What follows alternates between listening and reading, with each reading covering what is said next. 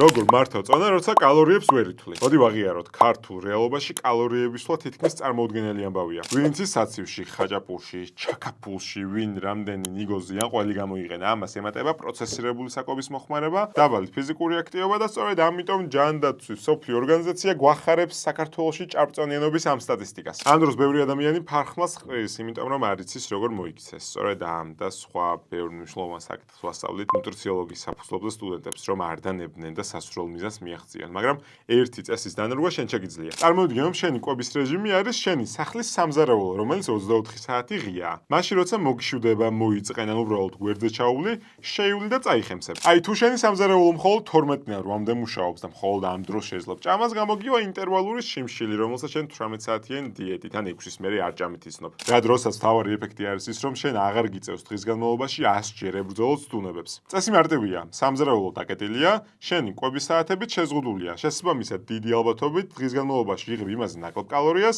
ვიდრე გჭირდება. მათ დაუთვალადაც კი. ასე რომ, როცა კალორიების თვლა შეუძლებელია, სტრატეგია შეცვალე და დრო დათვალე. ინტერვალური შიმშილი ამ დროს გამოდის არა მაგია, არამედ ძალიან პრაქტიკული ინსტრუმენტი ქართული სუფრის ქაოსის მოსაწესრიგებლად.